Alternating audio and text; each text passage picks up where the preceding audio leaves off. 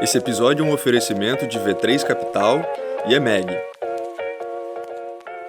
Tá começando mais um episódio de O Gestor, o seu podcast quando o assunto é gestão prática. Nós trazemos aqui os melhores gestores capixabas e nacionais para uma conversa aprofundada sobre gestão para que você consiga traduzir as melhores práticas para o seu negócio e assim destravar o potencial de crescimento da sua empresa.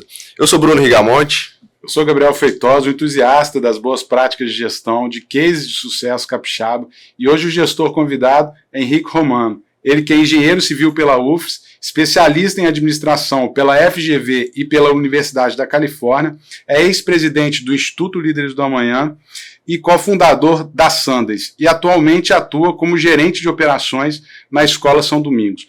A Escola São Domingos, que está completando quase 50 anos, foi fundada pela Tia Magá, pela Margarida Carneiro, em 73, e iniciou suas atividades em 2 salas, tendo 5 alunos matriculados.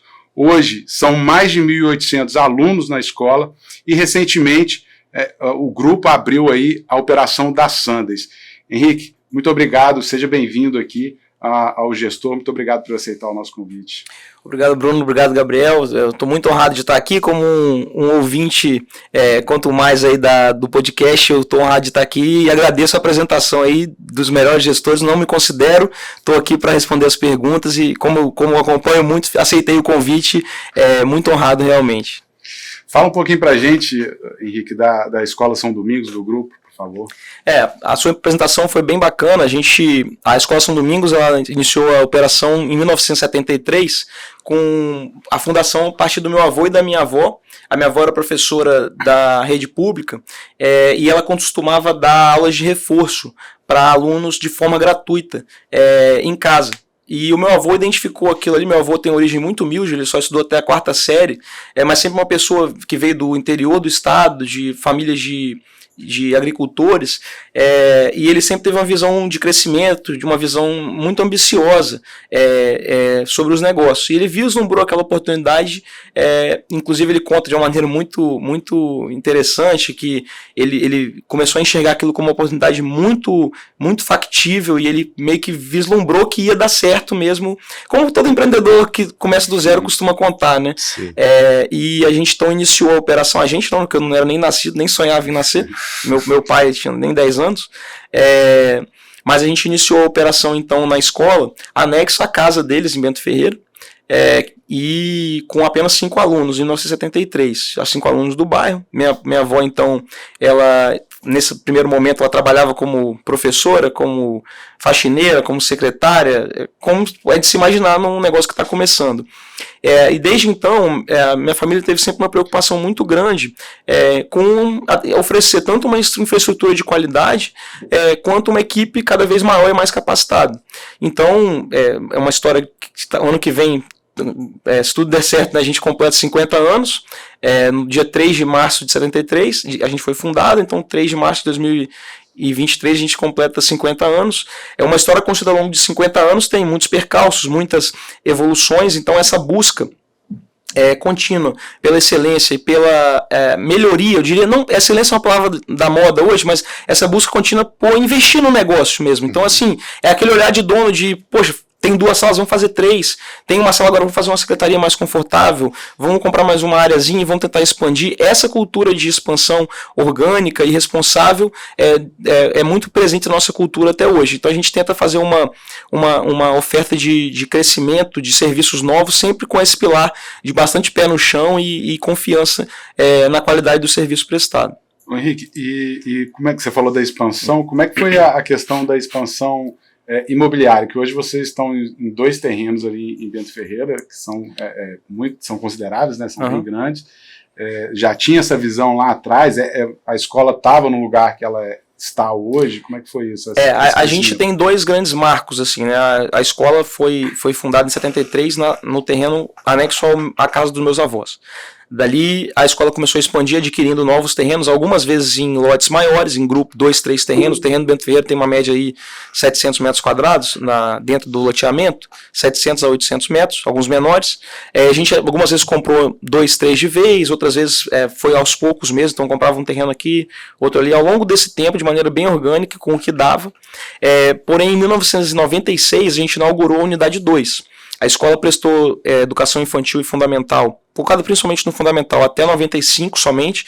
Então a gente atendia até o que atualmente se chama de 5º ano do ensino fundamental. Na época era o 4º ano, antiga 4ª série. Então a gente chamou 4º ano, 4ª série, agora é 5º ano. São alunos mais ou menos de 10 anos. E então a gente encerrava e o aluno tinha que procurar uma outra escola para continuar a educação básica. Em 96 a gente inaugurou o prédio da unidade 2, uma unidade que também já sofreu uma expansão considerável ao longo dos últimos 20 anos, 25 anos, mas ela já nasce com uma estrutura maior, mais preparada do zero para ser uma escola. Então, hoje a gente ocupa quase 2 quarteirões, né, nessas 2 unidades, mas sempre com esse olhar orgânico, Gabriel, de um crescimento focado para quando dava oportunidade de adquirir um terreno próximo para expandir o negócio e viabilizar mais conforto para os nossos alunos e, eventualmente, também o crescimento de número de turmas, ofertas de capacidade também.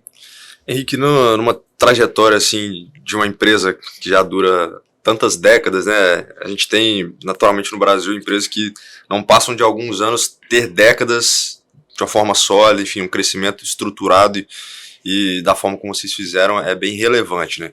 A que você atribui essa capacidade de ter conseguido trazer esse negócio de uma forma rentável, de uma forma estruturada e até mesmo passando por algumas gerações dentro da própria família de vocês, né? Olha, eu até acho meio temerário responder essa pergunta com uma receita, com uma lição. Eu acho que se tem uma receita para isso, ela é meio que a anti-receita, que não acho que tem uma receita, você tem que estar o Jim Collins fala na paranoia produtiva, né?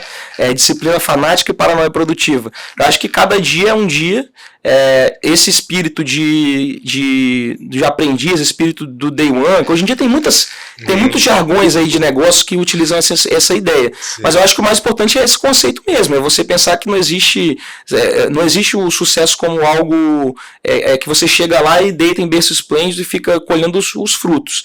Na verdade, a ideia de que a gente sempre está num processo de evolução e necessária, para mim, eu falo isso da minha parte, é fundamental. Uma vez eu li uma frase de um ex-CEO da Disney, que me marcou muito, que não existe, basicamente a citação era assim, não existe parado no mundo dos negócios. Porque como todo o mercado, não todos os players do mercado, mas você tem um conjunto de players no mercado e tem você. Se você está no meio, na frente ou atrás de um determinado grupo, por mais que você esteja achando que você está parado, meio que executando o seu modelo de negócios, se o mercado está evoluindo, comparativamente você está indo para trás, porque a média está indo para frente. Então não existe a noção de parado no mundo dos negócios. Eu acho que essa disciplina de se reinventar de forma responsável, e não de forma ingênua, é o grande equilíbrio que é preciso a gente ter. Não é aquela inovação pela inovação, não é aquela disrupção pelo simples objetivo de destruir e construir por cima, mesmo que às vezes isso seja necessário. Então é tentar o tempo inteiro, executando o dia a dia, tentando trazer referências externas, benchmarks, copiando o que dá certo, identificando oportunidades e de forma incremental, testando dentro de casa, vendo o tempo que isso demora para aplicar. Eu acho que quando a gente fala de gestão de mudança, que é um tema que eu gosto muito, não existe... Tem algumas boas práticas em gestão de mudança, mas a gente não pode negligenciar isso. O Taleb traz muito bem nos livros dele, Nassim Taleb, os efeitos de escala. A gente não pode negligenciar o efeito do risco desconhecido, então, que vai acontecer. Então, assim, a gente está aqui gravando um podcast. Não dá para a gente pensar que simplesmente a gente trocar uma determinada estrutura aqui, vamos trocar para uma mais moderna, mais eficiente, e vai ser a mesma coisa. Cara, provavelmente o primeiro dia que você for gravar com essa nova estrutura que é mais cara, mais eficiente, melhor, você vai ter mais problema. E aí isso vai te desanimar. Então você tem que estar preparado para esses percalços da gestão de mudança. A gente tem que estar preparado para entender o que é a nossa visão de longo prazo e até onde a gente tem que insistir na mudança, na transformação, ou até onde a gente pode recuar e tentar por outro caminho. Isso que tem na minha cabeça quando a gente fala de gestão de mudança e transformação, para manter um negócio competitivo. E eu acho que é uma busca constante. A preocupação número 1 de todo empresário, eu acho que costuma ser essa. Tem uma coisa que é interessante, por exemplo, quando a gente avalia, principalmente do que eu já ouvi falar, obviamente não conheço a Escola São Domingos, assim, por não ser daqui do estado também, ou por não ter vivenciado durante muito tempo aqui, mas quem eu já vi que, por exemplo, teve filhos que estudaram na Escola São Domingos, comentam muito sobre a forma como são abordados alguns valores, né? E aí, da ótica de business, eu queria entender se, por exemplo, se vocês consideram que esses valores eles são imutáveis, e aí talvez dentro de uma mudança da sociedade ou da mudança como um todo, ou de gestão da mudança, dos aspectos de inovação, se você considera que esses valores eles devem permanecer de forma constante ou a partir de uma definição única, e a partir dessa percepção sobre os valores, como que a partir da ótica do business, do negócio de fato, como que é possível transformar esses valores em geração de valor para o próprio negócio em si? Pergunta excelente, até porque o nosso slogan é valores para toda a vida. Então, é até um slogan um pouco intangível, ele não, à primeira vista não é um slogan que deixa muito claro o que é a proposta, mas é muito comum. Esses dias a gente estava na festa junina da escola, que é um evento muito importante para nós no nosso calendário letivo, foi semana retrasada, e uma família nos abordou e falou, realmente agora eu entendi o que quer dizer, que está escrito no outdoor, valores para toda a vida. Então é nesse tipo de percepção que a gente tenta marcar os comportamentos que para nós são comportamentos virtuosos, importantes, e realmente a gente tem uma preocupação, eu digo isso como uma preocupação e não uma eficaz 100% tangibilização, porque a gente sabe o desafio que é lidar com pessoas, tanto clientes quanto colaboradores, que vêm de bases culturais, sociais, educacionais, diversas fontes que elas compartilham, que elas utilizam para formar a sua própria personalidade. A homogeneidade de valores, ela até não necessariamente ela é necessária e ideal, mas a gente, de certa forma, busca o respeito aos nossos 6 valores fundamentais e aos valores não declarados. Nossos 6 valores declarados são respeito, conhecimento, honestidade, disciplina, amizade e, igual do Líderes, eu sempre esqueci o último, mas a gente não pode esquecer, e honestidade. Respeito, honestidade, disciplina, amizade, conhecimento e responsabilidade. São esses 6. Então, assim, são todos valores que para nós tem uma explicação muito clara, cada um deles. Então, quando a gente fala, por exemplo, sobre conhecimento, que é o valor que para nós representa a importância do que a gente considera ser excelência acadêmica, é um pilar muito forte para a escola, é onde a gente não abre mão de determinadas situações que ao longo do tempo, num mundo que tende a ter mudanças sociais e culturais, determinadas coisas elas podem sim ser perenes quando elas são fundamentos, quando elas são fundamentais. E a valorização do conhecimento para nós é uma dessas. A questão do respeito também é um ponto muito importante. A valorização da amizade entre os nossos alunos e entre os nossos colaboradores. Isso tudo é muito difícil quando a gente chega aqui num podcast e fala e conta. Nossa, que mundo maravilhoso. É um grande desafio a gente colocar isso na prática. E é possível colocar isso na prática por meio de ações. E principalmente, esse ano a gente fez o nosso evento Visão SD, que a gente faz no início do ano com toda a nossa equipe. E a minha avó fez um discurso muito emocionante. E ela abordou que para a gente conseguir ensinar valores, comunicar valores para outras pessoas, porque pensa filosoficamente, o que é ensinar um valor para alguém numa empresa, num colaborador? É você principalmente praticar aquilo e tornar aquilo algo importante para que aquela pessoa que está com você, seja um cliente ou um colaborador, ele veja que aquilo é algo que vale a pena ser mantido, preservado, vale a pena que aquilo é algo que vale a se lutar para alcançar. Então, se você tem o conhecimento como um valor, você vai buscar aquilo, vai ser perceptível para quem está em contato com você que aquilo é importante. E aí você vai conseguir perenizar aquilo como algo dentro da cultura. Não adianta a gente ter um valor que a gente não tem para nós na nossa vida. E não quer dizer que, já estou com a resposta um pouco longa, desculpa, que é um tema que eu gosto muito, Não quer dizer que você vai conseguir comportar todas as suas atitudes equilibrando todos esses valores. Você tem que ponderar um valor com o outro, ou até mesmo valores não declarados, que também fazem parte da sua cultura, porque tem os declarados e os não declarados, né? Aqueles que a gente sabe, se eu perguntar para a minha equipe hoje quais são os 10 valores da escola, provavelmente vai ter uma homogeneidade ali entre os 4 não declarados, e talvez vai ter valores dos 6 declarados que eles não vão citar. Mas o importante é que a gente consiga... também, considerando que é uma empresa, né, você acaba tendo... um pouco daquilo que você gostaria de implementar e aquilo que de fato está ali nos corredores, né? A cultura que de fato fica ali nos corredores. Aí se você consegue, principalmente as lideranças, e conseguir, a partir do exemplo, demonstrar aquilo ali, naturalmente você tem um pouco mais de tradução dos valores ou da cultura esperada também para as pessoas que permeiam ali o próprio negócio. Né? Deixa eu até aproveitar, Henrique, e aí justamente entrar nessa... Você falou que a dificuldade é você transmitir os valores, né? Colocar os valores na prática.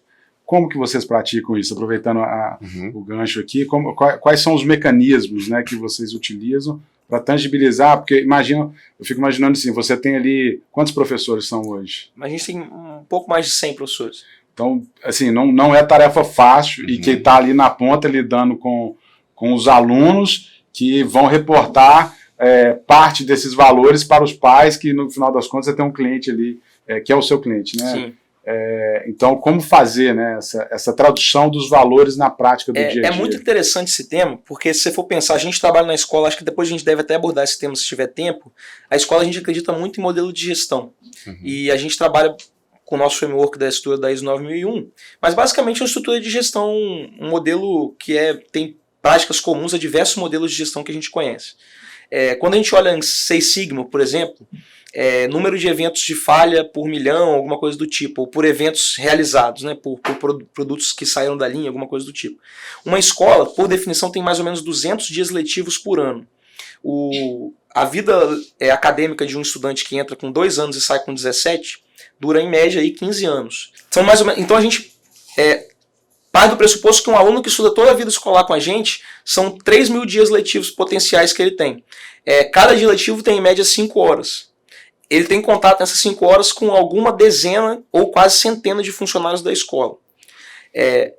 Ele tem infinitos pontos de contato com o nosso negócio. O tempo inteiro. A chance de ter uma falha pontual em algum desses pontos de contato é significativa. Então, quando a gente usa os valores para tomar decisões, desde, por exemplo, tem uma discussão às vezes, porque vamos dizer, uma reclamação de cliente que está tendo muito dever de casa numa determinada série, numa determinada disciplina.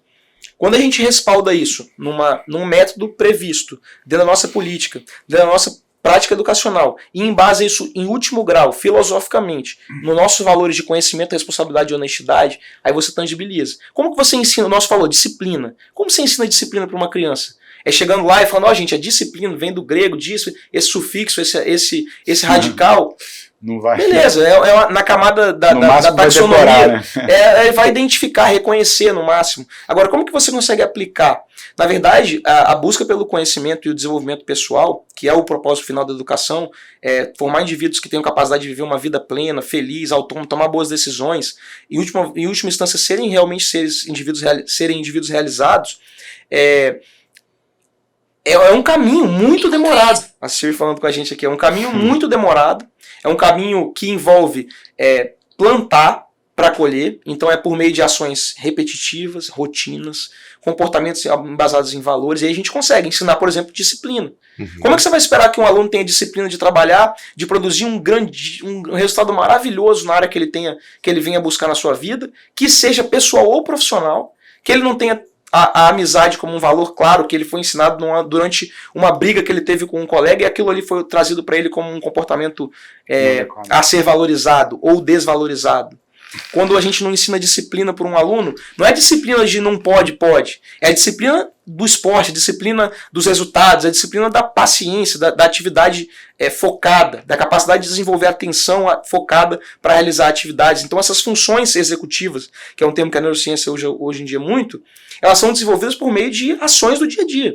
Eu costumo dizer que ninguém consegue ficar forte ou correr uma maratona simplesmente começando correndo a maratona.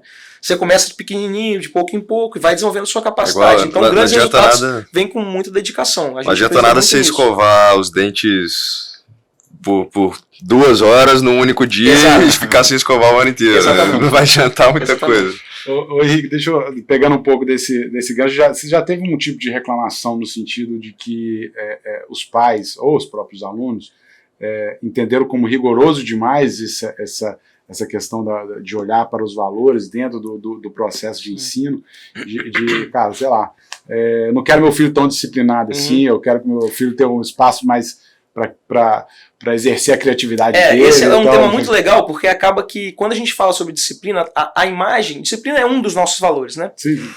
Mas de conhecimento, responsabilidade, são valores que estão associados a esse comportamento, vamos dizer assim, um comportamento cidadão, um comportamento de um indivíduo que convive bem com os outros indivíduos na sociedade, que alcança seus objetivos, que tem uma vida equilibrada. Então, quando eu falo sobre isso, para pessoas que têm uma predisposição a pensar que disciplina é você ficar sentado estudando, fazendo um monte de exercício, vai ter essa imagem, mas não é disso que eu estou falando. É muito comum famílias visitarem a nossa escola, é muito mesmo.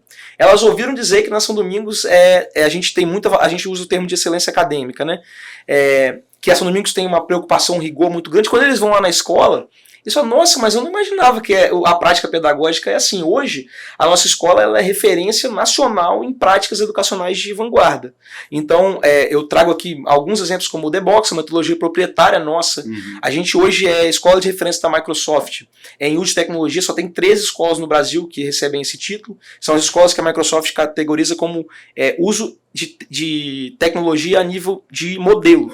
Então a gente é inspiração para outras escolas sobre como usar a tecnologia para a educação.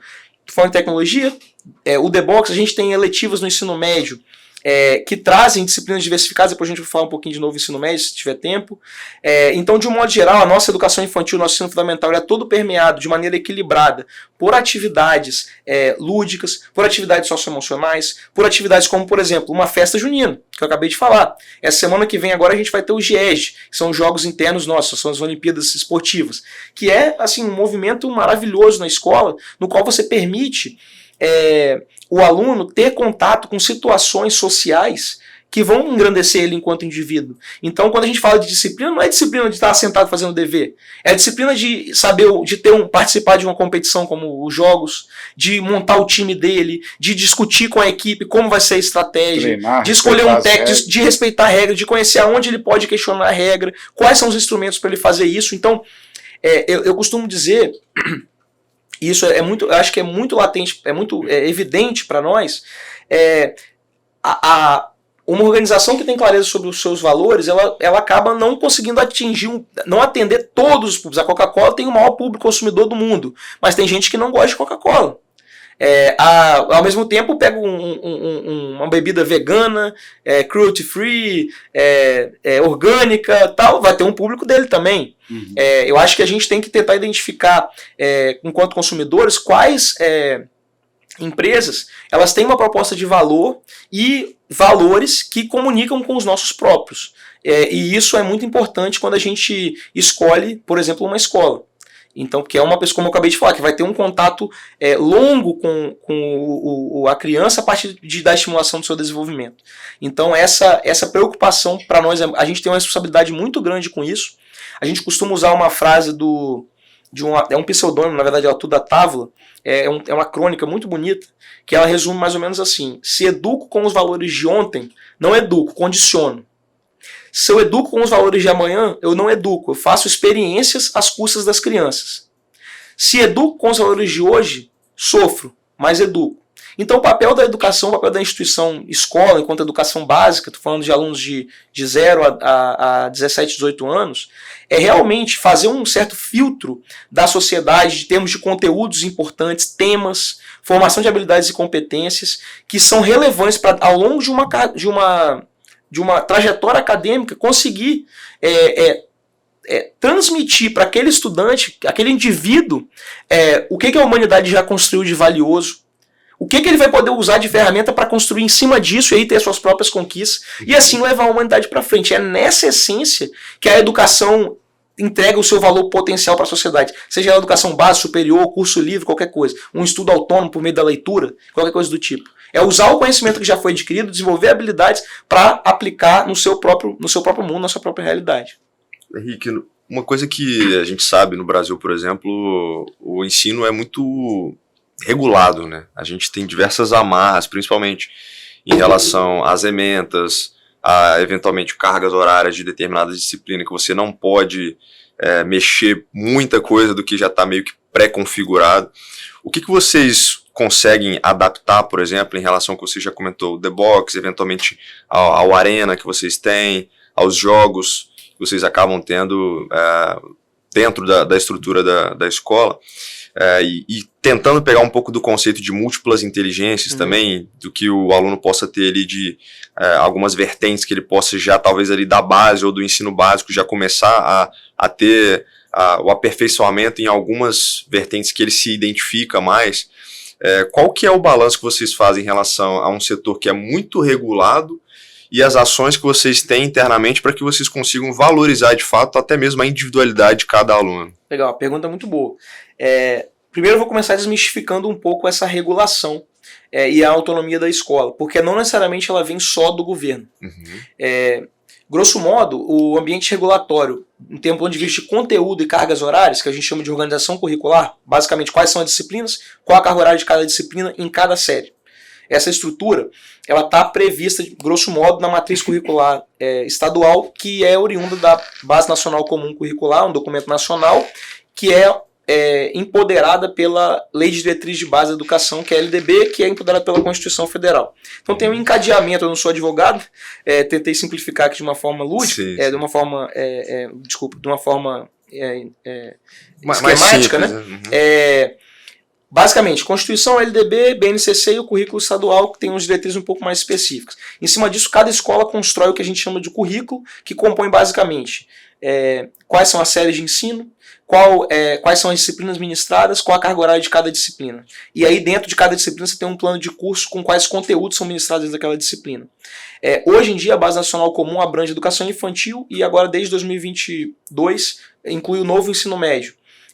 Ela traz um conceito que já vem desde o novo Enem, que o novo Enem, que não é mais novo, né, que ele começou em 2009, traz o conceito de habilidades e competências. Então a matriz de formação de habilidades e competências ela é bem esmiuçada, não em termos de conteúdo. Então o conteúdo ele fica um pouco mais do ponto de vista da pirâmide de aprendizado, ele vai para um campo um pouco mais prático. Então a habilidade e competência para executar determinados comportamentos. Então desde um reconhecer, que seria o item mais elementar da taxonomia, até o aplicar. Então, por exemplo, à medida que você fala matemática, por exemplo, isso aqui qual figura geométrica é essa?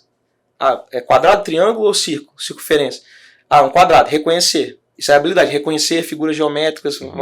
Agora, tem uma habilidade muito mais complexa lá, que é codificada pelo governo, aplicar o conceito de figuras geométricas para inferências no meio geográfico, no meio social que a pessoa vive.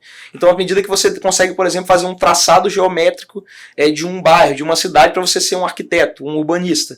Isso é uma aplicação complexa de um conceito que parte lá do reconhecimento. De uma habilidade fundamental, cores, sons, formas, são, por exemplo, um campo de experiência lá da educação infantil. Então, hoje a educação brasileira ela é muito encadeada por meio da BNCC num conceito que a gente chama de espiral. Que você tem trabalha os conteúdos desde da mais tenra idade. Quando a gente fala conteúdo, você tende a assustar. Não, mas meu filho só tem 2 anos, ele vai aprender conteúdo. Não, não é conteúdo.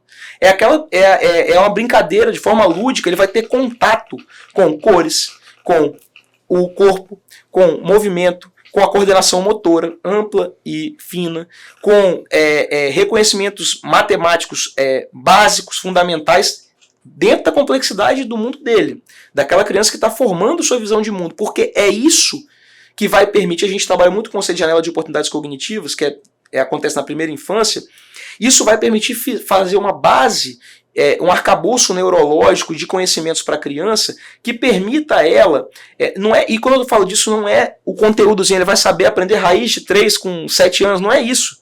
É ele conseguir ter a abstração, eu estou falando de capacidades cognitivas, muito complexas, que não são desenvolvidas com o conteúdo em si. Não é ele saber quem descobriu o Brasil, mas é ele saber ter a capacidade de entender o que é Brasil, o que é descobrir, o que é o tempo para fazer essa análise de contexto. Então, isso é formado a partir de uma indução extremamente poderosa que a educação faz, não na nossa escola, em qualquer escola que faz um trabalho de educação de verdade. Uhum. Não é simplesmente botar um aluno lá e jogar um monte de coisa para ele e assumir que aquilo é a responsabilidade dele aprender ou entender, mas fazer um trabalho consolidado de espiral e desenvolvimento para que a gente tenha uma capacidade de abstração, de articulação, de entendimento, que é como a gente aprende os conceitos. À medida que o indivíduo tem capacidade de abstrair os conceitos da sua realidade para si e formar conceitos na sua cabeça, ele é capaz de agir melhor, em última instância. E isso forma uma base para tomar decisão. Acho que a sua pergunta é muito ampla, eu tive que ir, de modo geral, resumindo. Eu acho que a BNCC trouxe muitos avanços. Uhum. O desafio da educação pública brasileira, por exemplo, é mais de execução do que de projeto. A gente tem um grande desafio, que é todo mundo na educação quer... não, mas esse aí tá ruim, vamos mexer. Não, vamos executar. Sabe aquela ideia é melhor executar um plano do que não executar nada? Do que ter um plano lindo que não é executado? Eu acho que a educação brasileira pode apostar em executar o plano. E a gente vai colher muitos bons frutos disso. Mas, Gabriel, sempre, o último ponto que eu não falei, o que é a regulação que não é estatal?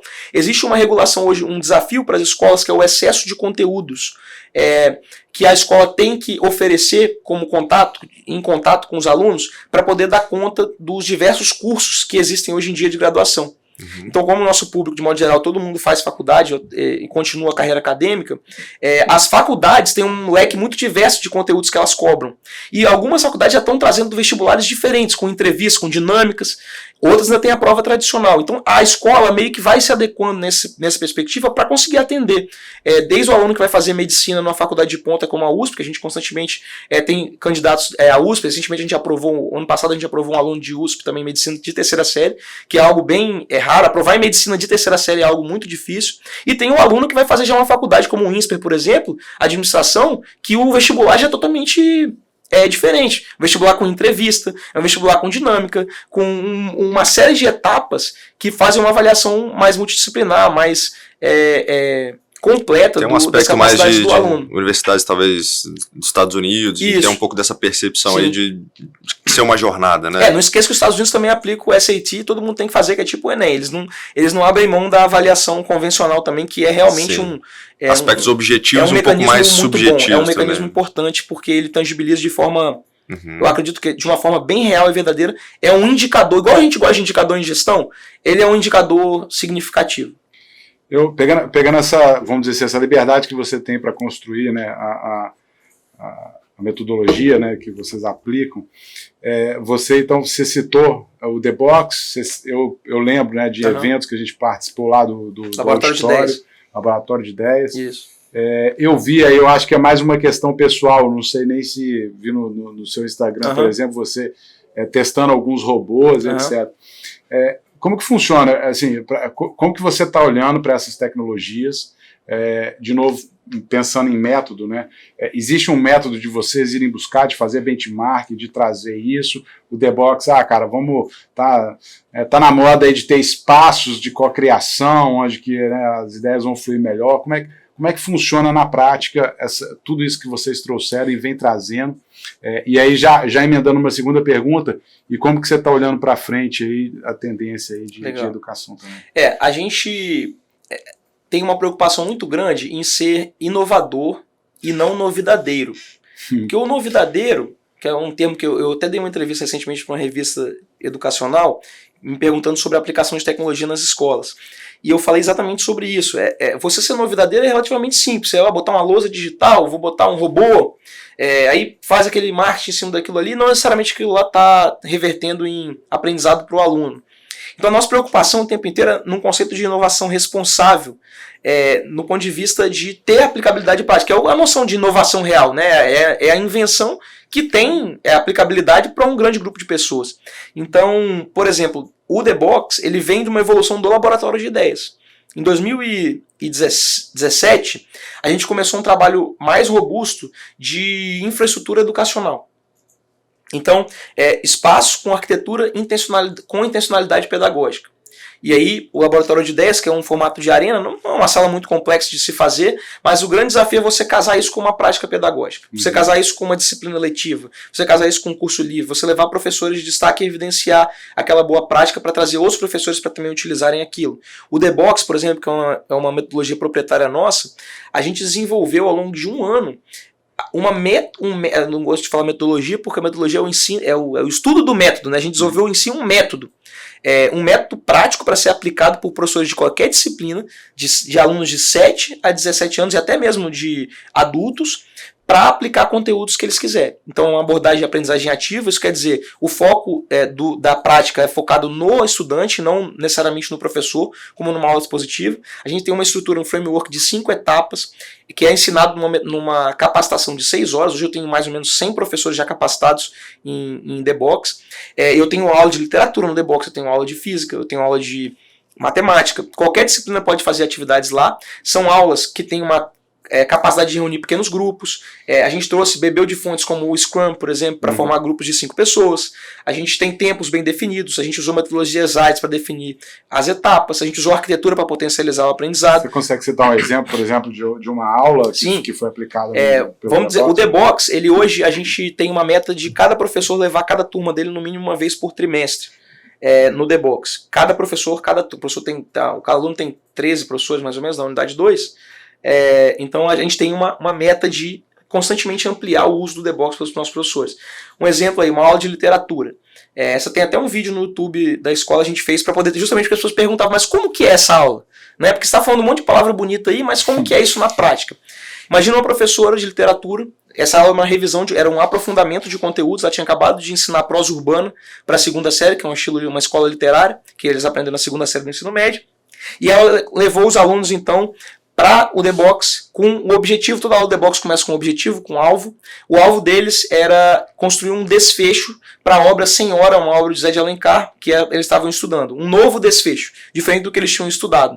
E eles tinham então um tempo bem... Essas são as etapas, né? Problematização, criação. Eles têm um momento então em grupo de 5 pessoas, cuja intencionalidade é definida até mesmo na formação do grupo. Então é um grupo que é homogêneo, heterogêneo, é um grupo aleatório, é um grupo que a professora escolheu. Isso tudo o professor aprende como escolher para aplicar da melhor forma aquela prática. Então tem um momento de ideação que bebe meio da fonte do brainstorm, é ensinar o aluno a importância de separar a execução do planejamento. Então ele faz isso, o aluno que tem prática de ir pro The Box, a gente tem, por exemplo, o Global Citizen, que é um programa especial avançado para alunos do 6º ao 8º ano, tem aula de The Box toda semana. E aí eu vou, voltando agora para a aula. A problematização, fazer o desfecho.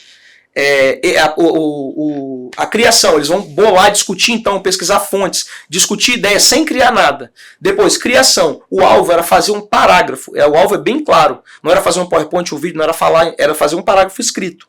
Então os alunos, na etapa de criação, que tem um tempo definido, o cronômetro contando, eles têm que produzir aquele desfecho. Aconteceu isso, morreu o personagem, ficou vivo, o outro traiu, como é que foi que aconteceu? Depois esses grupos são convidados a apresentar rapidamente sua solução. E por último tem um feedback. Esse feedback, o professor resgata tanto aspectos técnicos do conteúdo, olha, seu estilo literário que você escreveu está mais parecido com um romance do que com a prosa urbana. Você confundiu o personagem desse livro com um do outro. Isso é um conteúdo técnico e questões socioemocionais. Então, poxa, por que o seu grupo teve tanta dificuldade em produzir o desfecho e acabou não dando tempo? O que teve naquele grupo que ficou legal? Você achou o seu melhor do que aquele? Seu grupo teve uma liderança muito clara?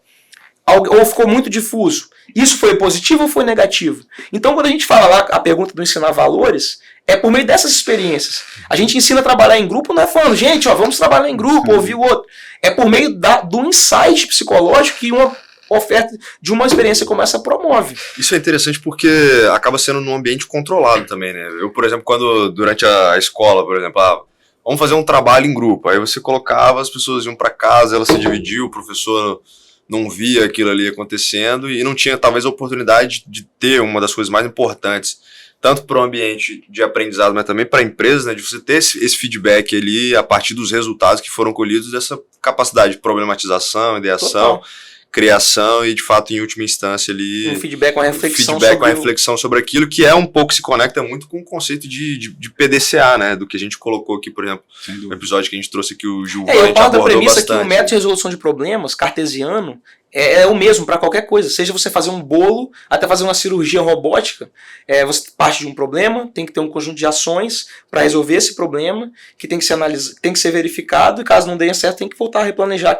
aquelas ações. Então, o ser humano, ele resolve a sua vida por meio de um ciclo PDCA. E por o exemplo no caso do Gilvan foi exatamente um bolo, inclusive, diga-se de passagem. Exatamente. É verdade, eu lembro. E por ser num ambiente controlado com poucos riscos, na verdade, o que eu acho que você acaba conseguindo fazer ali é a capacidade de cada um desses alunos de entenderem quais vão ser os potenciais riscos e potenciais resultados que ele vai ter quando ele estiver, por exemplo, empreendendo, quando ele estiver num ambiente de trabalho, quando ele estiver, enfim, em um ambiente que não é necessariamente uma simulação, mas que ele talvez, por já ter passado aquilo ali, aspectos emocionais, de controle da situação de uma forma mais ampla, naturalmente tem uma conexão melhor.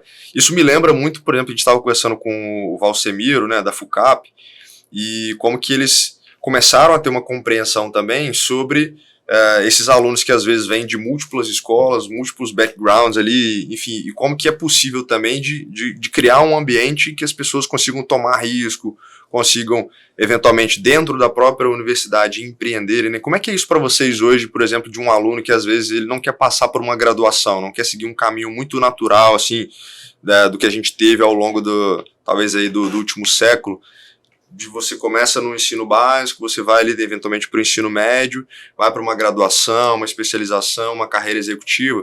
Como que vocês trabalham aspectos de pessoas que talvez queiram seguir por um caminho não tão tradicional quanto tem sido nos últimos tempos? Legal. E de novo, complementando, como que você trabalha as individualidades, né? Você explicou um pouco a questão do cara que está estudando para uma medicina, e às vezes um cara que não quer justamente seguir esse caminho que o Bruno falou. Sim. Como que você vai potencializar essas capacidades dele? Isso até respondendo a pergunta anterior, de potencializar experiências. Hoje, isso até, eu não digo só na nossa escola, as pessoas têm uma mistificação muito grande sobre esse tema na educação.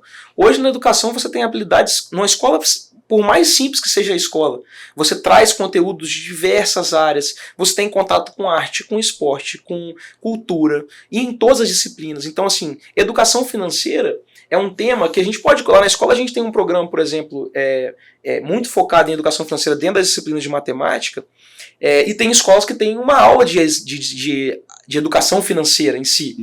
Mas o conteúdo em si é o mais importante, a experiência que o aluno vai ter dentro da disciplina. Então a gente oferece hoje experiência, por exemplo, a gente tem um programa avançado de empreendedorismo e gestão, já tem 5 anos, que é o BD Change, que eu aplico para os alunos do ensino médio, que esse ano virou eletiva, do novo ensino médio. É um programa que é tipo um micro MBA. Que os nossos alunos têm contato já desde 15 anos de idade. Isso dá a oportunidade dele ver alguma coisa diferente. Já tem um programa, por exemplo, de culinária, tem um programa, por exemplo, de introdução ao cinema, que a gente está desenvolvendo agora para a eletiva. Então, são coisas que o aluno, a gente tem oficinas, cursos livres, na área de artes, na área de línguas, teatro, porque isso permite ao aluno ter contatos diversos com campos de experiência que permitam a ele escolher melhor no futuro. Em relação à sua pergunta, Bruno, especificamente, hoje o nome da educação é básica, né? Educação básica. Eu acredito muito nesse conceito, e aí não sem querer puxar sardinha para o nosso segmento, mas o indivíduo que tem uma capacidade, estou falando do indivíduo que vai desenvolver cognição, tomada de decisão, capacidade analítica, capacidade de julgar a realidade, tomar boas decisões, capacidade de aprender a aprender, criatividade. Tudo isso se forma por meio de indivíduos ensinando outros indivíduos. Uma pessoa não vai simplesmente nascer e se desenvolver sozinha com essa habilidade. Isso é uma capacidade cognitiva que o ser humano desenvolveu ao longo da história do Homo sapiens. Então a gente tem que ter em mente que a educação básica parte lá da alfabetização, lá da educação infantil, até a capacidade lá do cara do doutorado que está indo para a Lua, está fazendo uma mega evolução na ciência. Então, eu acredito muito que uma boa educação básica, isso que eu estava puxando sardinha para o nosso segmento, é fundamental, não importa o que a pessoa queira fazer. Então, assim, primeiro que a gente não sabe, hoje o conhecimento humano é muito integrado. Às vezes tem um conhecimento, vocês estão aqui numa empresa de mercado financeiro, uma empresa de consultoria em gestão. Às vezes um conhecimento lá da biologia vai te ajudar a entregar um resultado melhor num cliente. Às vezes um conhecimento lá da disciplina de química, analítico, para fazer estequiometria, que as pessoas dizem, eu não vou mexer com química, por que eu vou aprender estequiometria? Capacidade analítica, cara. Capacidade analítica é importante. Ao mesmo tempo, a capacidade de criatividade de uma aula de, mas eu vou fazer engenharia, por que eu vou fazer arte? Eu vou fazer medicina, eu não quero saber aula de arte, cultura, cinema, eu não quero saber dessas coisas. Não, aquilo ali, a educação básica, é um passeio pela cultura humana. É a formação de bases que permitam ao indivíduo realmente ter uma vida, conhecer o que o ser humano já criou e criar em cima disso, construindo sua própria história. Por isso que eu defendo, entende, Bruno? Essa é a valorização que eu dou. Independente dessas mudanças do mundo, do mercado, o que é lá, o que o Gabriel perguntou, valores não mudam? Pô, eu acho que o valor do conhecimento, da disciplina, da responsabilidade está totalmente em linha da amizade, da busca pela felicidade, está totalmente em linha, independente se ele vai fazer faculdade, se ele vai fazer um curso livre, se vai ler um livro. O que a gente não pode fazer, eu acho que hoje em dia tem um mal entendido muito grande, eu costumo falar isso muito nas participações que eu faço em eventos, etc. As pessoas têm meio que uma crítica pela crítica à educação, entre aspas, convencional, né? Sem as pessoas nem saberem o que é isso. Não dá para você formar um indivíduo que tenha a capacidade de editar um podcast desse, de fazer uma diagramação bacana do vídeo, de fazer um roteiro, de fazer um conjunto de perguntas, fazer boas perguntas, articular ideias, se ele não veio desenvolvendo isso desde lá de baixo. Então quando a gente fala do apagão de mão de obra, dificuldade de mão de obra qualificada no Brasil, é aí que você encontra essa resposta. Porque é uma capacidade desenvolvida pelos seres humanos ao longo de muito trabalho educacional. Seja da família, seja da escola, seja de fontes diversificadas de aprendizado que o indivíduo busca ao longo da sua vida. Eu queria pegar um gancho, principalmente do que você citou aí do ensino básico, né, de você pegar ali o indivíduo desde a pré-infância, de você desenvolver as capacidades cognitivas, e vocês têm a Escola São Domingos há muitas décadas já fazendo um trabalho desde desse início, né?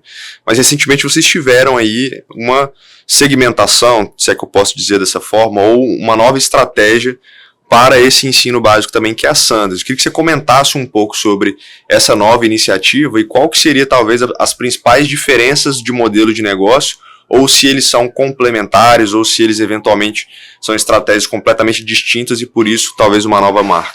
Eles são totalmente complementares. A Sanders é uma ideia que a gente vem incubando já tem quase 5 anos. A proposta da Sanders é ser uma escola exclusivamente focada em educação infantil. Então, educação infantil, pré-escola no Brasil, que é creche e pré-escola, que compreende educação infantil, a gente está falando de 0 a 5 anos. Primeiro ano do ensino fundamental, alunos de 6 anos é a alfabetização em si, que é a escola de ensino fundamental. Na Escola São Domingos, a gente já tem educação infantil, inclusive é uma educação infantil bem relevante no estado, em termos de trajetória, em termos de número de alunos, em termos de satisfação. É um produto realmente um serviço muito valorizado nosso, em Bento Ferreira, junto com o Ensino Fundamental 1. A gente tem a unidade 1, atende esses dois segmentos. Educação infantil numa área reservada e Ensino Fundamental 1.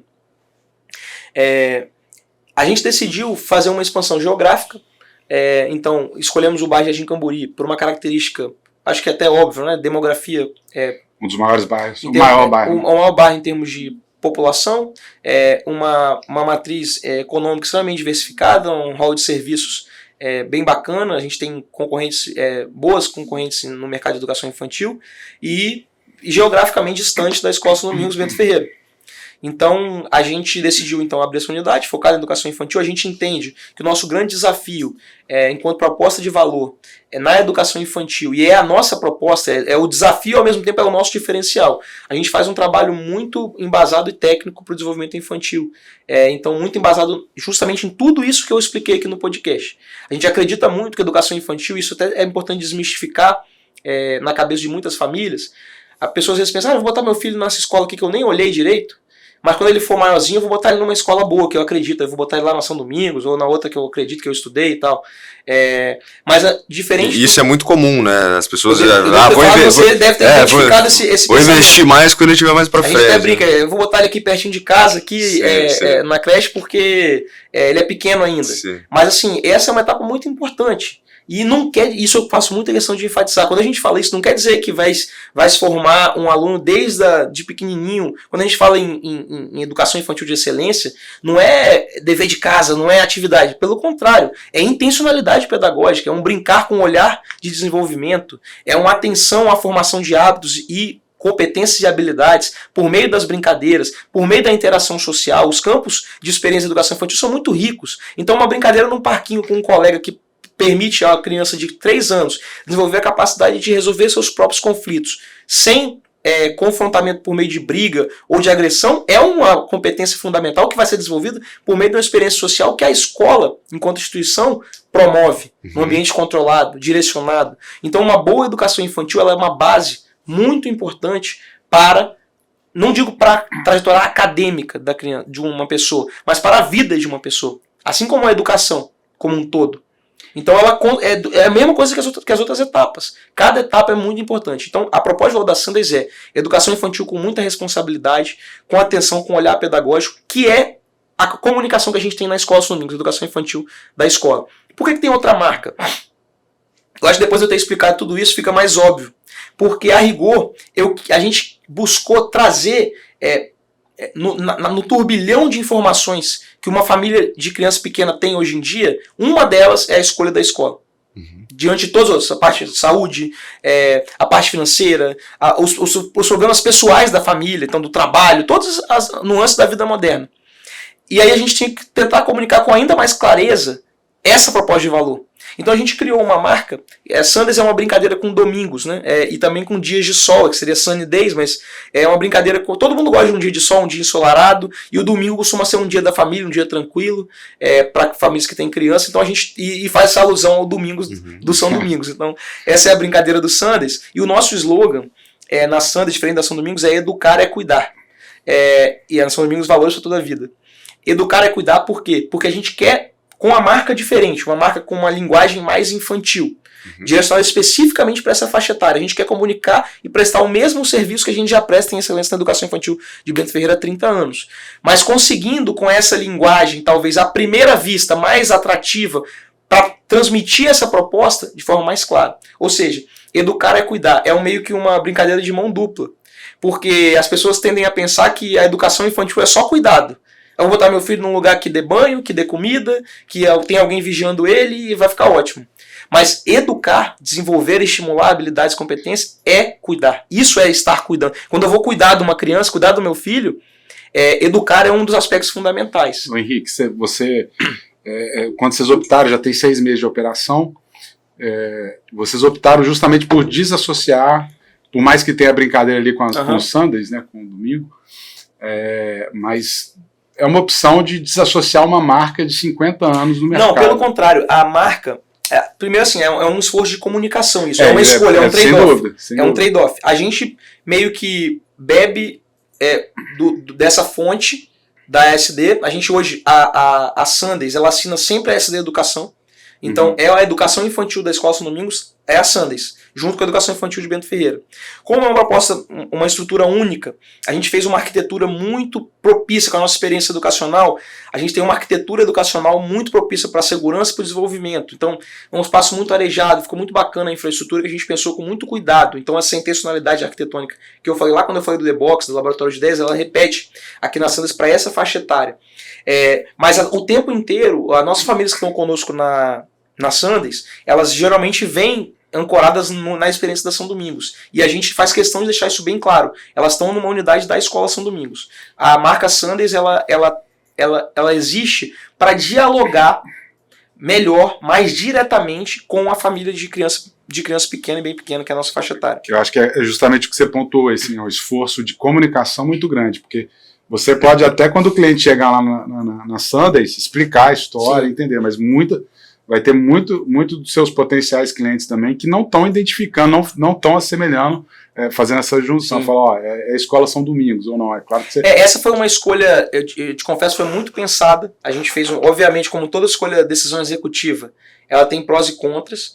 A gente fez uma aposta muito confiante nesse modelo, principalmente baseando na teoria de que a gente quer cada vez mais deixar claro a importância da educação infantil. E ter uma marca exclusiva para a educação infantil faz parte dessa estratégia. Mesmo que a gente tivesse que, em algum grau, perder um pouco de capital de comunicação reputacional da escola. Mas eu te digo com tranquilidade, como a Sanders, no nosso uniforme é SD Educação. A gente tem Sanders e SD Educação atrás.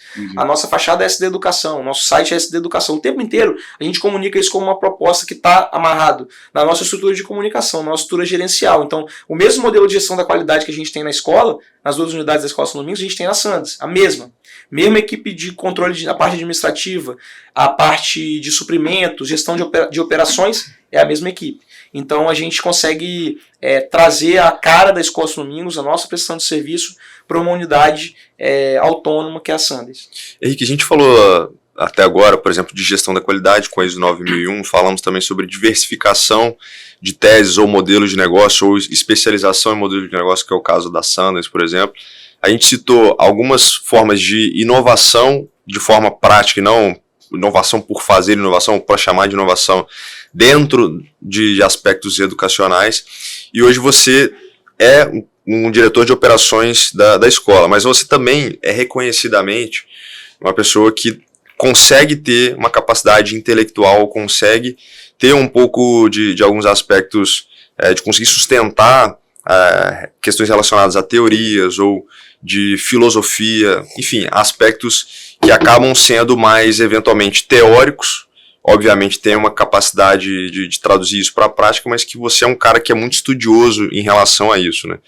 Como que você enxerga, por exemplo, que essa sua capacidade de ter um aspecto intelectual bem avançado, mas que ao mesmo tempo você precisa ter uma capacidade de execução enquanto diretor de operações da Escola São Domingos, como que você consegue fazer com que eventualmente não atrapalhe essa capacidade de execução dentro da operação, aplicando tudo isso, capacidade de gerir, utilizando padronização, enfim, alta eficiência, criatividade, inovação e também capacidade de gestão estratégica, mas que em última instância, enquanto na cadeira de diretor de operações, você consiga de fato executar a estratégia da empresa. Legal, só fazendo uma ressalva, eu sou gerente de operações. Na escola a gente só tem um diretor, que é o diretor executivo escolar, que é o meu tio.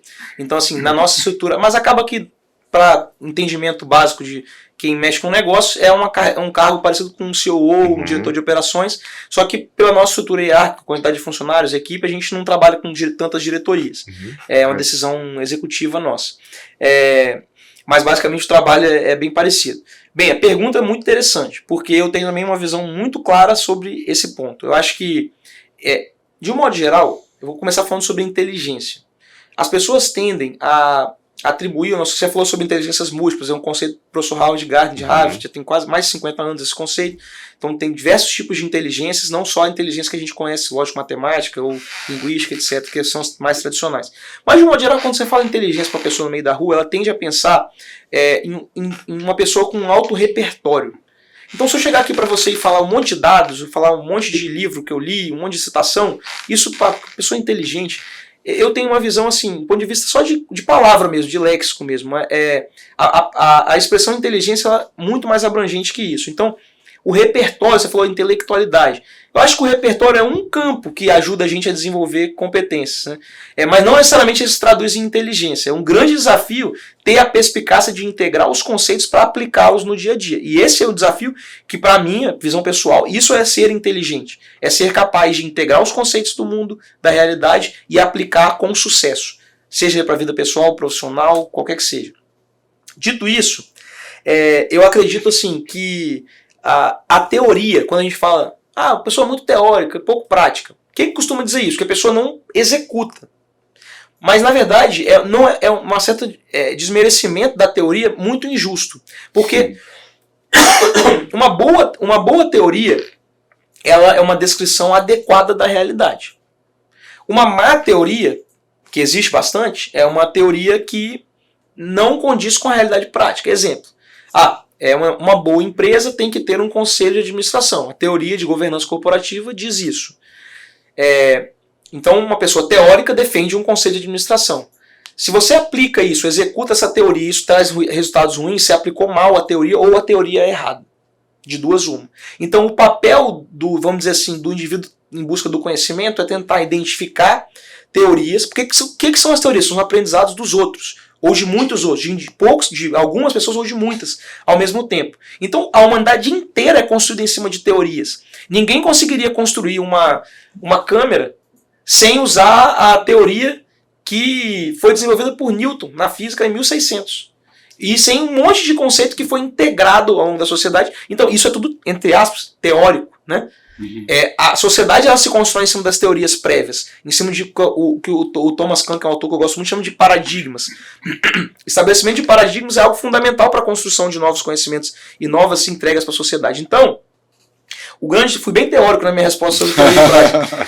O grande elo de encontrar isso, eu acho que é a autocrítica. É falar assim, poxa, ter a autocrítica de saber que a gente não vai conseguir enquanto gestor, porque isso é uma coisa que traz muita ansiedade para nós que somos gestores novos, jovens. Poxa, eu vou numa palestra e vejo alguém falar sobre setor de gestão de pessoas na empresa. Você tem que ter um gestor de pessoas, um supervisor de pessoas, um cara de departamento pessoal, 5 pessoas de treinamento, um cara acha que tem que ter X% da sua equipe focada em gestão de pessoas, o outro acha que é 0,5X. Como é que determina isso? Aí você sai desesperado tentando integrar todos aqueles conceitos e aplicar. Essa eu acho que é o grande, a arte eu digo arte não como uma coisa meio falando aqui, mas a arte mesmo é intangível. É uma questão subjetiva, passível de descoberta. Apesar de eu acreditar que existe um método de gestão, e o método que é o método de resolução de problemas, baseado no PDCA, a aplicação deles, priorização, tomada de decisão, é o grande, digamos assim, diferencial de um gestor bom para um ruim.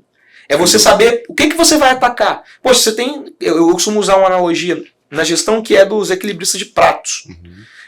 Sabe aquela figura do cara que faz um círculo, ele equilibra vários pratinhos com uma haste rodando ao mesmo tempo? O papel do gestor, de modo geral, ele escolher, eu vou deixar aquela haste cair, porque eu tenho que rodar essa aqui agora. Ou então, não, eu vou parar de rodar essa minha e deixar ela bem mambiando para eu rodar aquela ali agora. E você manter isso tudo equilibrado, monitorando o desempenho disso futuro com autocrítica. Então, assim, poxa, cara, eu investi pra caramba nessa área aqui. Eu achei que ia dar certo. Fiz um projeto, puxa, não deu certo, cara. Assume que não deu certo e vamos rodar o PDCA. Esse é o grande desafio. Ou então, decidir, será que não deu certo ou ainda não deu certo? E eu tenho que insistir mais.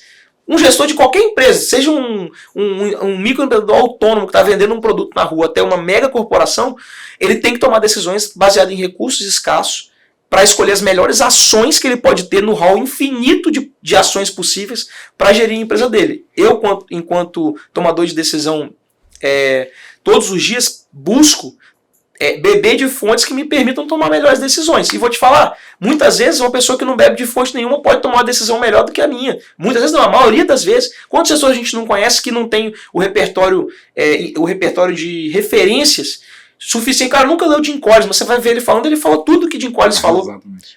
Ele não sabe explicar o que é disciplina fanática, paranoia produtiva. Primeiro coloca as pessoas certas no ônibus. Todas aquelas regras que o Jim Collins estabelece como boas práticas, a gente nunca pode esquecer que elas são oriundas não da prática, não da teoria, mas da própria prática, é a observação. O Taleb fala no livro Antifrágil, é o conceito de ensinar os pássaros a voar. Um acadêmico ele tem a tendência a olhar os pássaros, olha, o pássaro voa porque tem um fenômeno de pressão, diferente de pressão na parte superior e inferior das asas, e por meio da movimentação, direcionamento que ele faz com correntes de convecção, então assim que ele voa. Então, praticamente o cara está ensinando o pássaro está indiferente à opinião do acadêmico sobre como que voa.